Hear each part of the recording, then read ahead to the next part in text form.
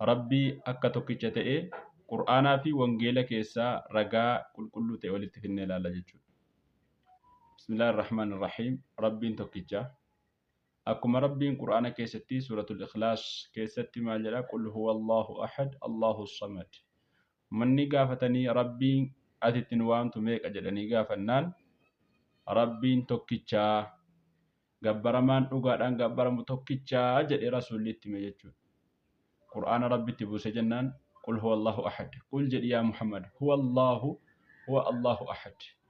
Inni isin irraa gaafattan sun Allah tokkichaa jedhiin. Gabbaramachi dhugaadha Allah tokkicha jedhiinii jedhe. Na'am, qur'aana keessa akkas jedha. Wangeela yoo bannee ilaalles wangeela keessatti akka rabbiin tokkicha ta'e wangeellis ragaa ni baha. Wangeela Yohaannis boqonnaa 17 lakkoofsa 3 irratti maal jedha? Si Waaqayyo isa tokkicha isa dhugaa Yesuus Kiristoosiin isa ati ergites beekuun isaanii jireenya bara baraatii jedha. Maal jedhe? Si Waaqayyo isa tokkicha jedhe. Waaqayyo isa tokkicha. Eenyu jedhe? Yesuustu jedhe jechuudha.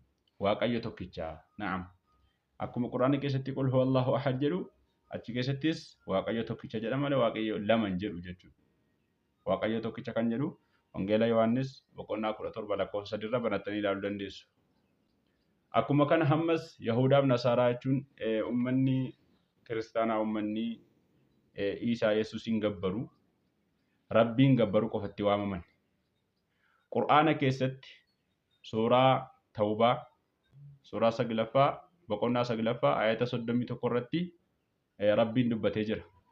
Maal jedha? Wamaa umiruu illaa liya'buduu ilaahan waahidan.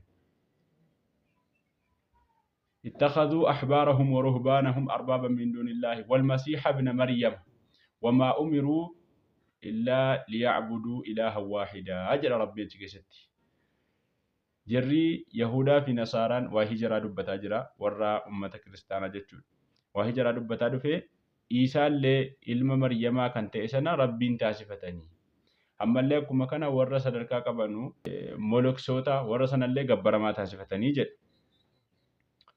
Isaa gabbaramaa taasifatanii. Isaa jechuun Yesuus jechuudha. Akka jiraatti Yesuus jedhanii waamu yookaan Yesuus jedhu. Kun Isaa ibnu Maryam jenna nuti akka keenyatti yookaan immoo Almasiih akkuma Rabbi achitti akkas jedhee Masiih jenna. Masiihiin kana ilma Rabbii taasifatanii gabbaranii jedhe.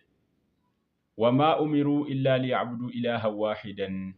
Waammoo haala hin ajajaminiini ilaahii tokkicha waammachuutti malee.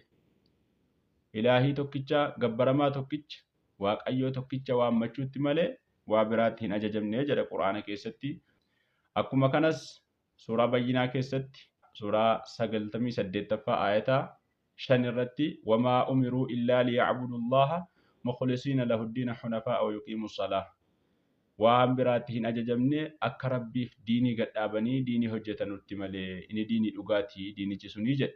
Diinii tokkicha ibaadaa gabbartii rabbiin qofaaf Waaqayyo qofaaf akka godhanu malee waa biraatti hin ajajamne jedha. Akkuma kana Iisaan yookaan immoo Yesuus ofii isaatiif gabbarama osoo hin taane ofiifuu gabbaraa ture. Ofiif gabbaraa akka ture wangeelli ni dubbata. Fakkeenyaaf wangeela Luqaas boqonnaa 6 lakkoofsa 12 irratti yeroo sanatti Yesuus gara gaaraatti ol ba'ee achitti halkan guutuu Waaqayyoo kadhachaa bulee jedha.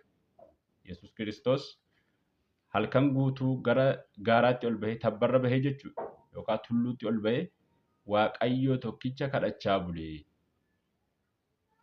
Ofii isaatiifuu maali? Waaqayyo qaba, Waaqayyo kadhatu qaba jechuudha. Akkuma kana namnis yookaan immoo wanni biraas akka Waaqayyo tokkicha gabbaru, Rabbiin tokkicha akka gabbaru ajaja labsii kennaa ture. Yeroo sana sheexanni faa yeroo itti qobaatti hin bahanii jedhanu sheexana maal jedhaa ture? Wangeela Maatewos boqonnaa 4 lakkoofsa 14 irratti maal jedha? Yemmus Yesuus immoo seexana nana argaa koo dura turi Waaqayyoo kee gooftichaaf jilbeenfattee sagadi isa duwwaafis hojjedhu kan jedhu caafameera jedheen. Achi keessatti maal jedha? Seexanaan illee Waaqayyoo isa tokkicha isa si uume sana isuma qofaaf hojjedhu isa qofaaf jilbeenfadhu isa qofaaf sagadii jedha jechuudha. Kanaaf maali? anaaf hin jenne jechuudha innis. Ofii isaatiifuu maal jedhee inni nuyi ofii isaatii gara gaaraatti ol bahee gara tabbaatti ol bahee rabbii isaa waammachaa ture. Namaanis akkuma kana rabbii qoficha gabbaraa jedhe. Ani ofirraa fuudhees waa gochuu hin danda'u, humna kootii waa gochuu hin danda'u jedhe. Akkuma kana quraana keessattis rabbiin tokkicha akka ta'e rabbiin dubbatee jira. Wangeela keessattis rabbi tokkicha akka ta'e waaqayyoon tokkicha akka ta'e wangeelli macaafni dubbatee jira jechuudha. Kanaaf karaan dhugaadhaa karaa rabbiin tokkicha gabbaruuti. Ragaa kana kan isinitti fide quraanaa fi wangeelarraa.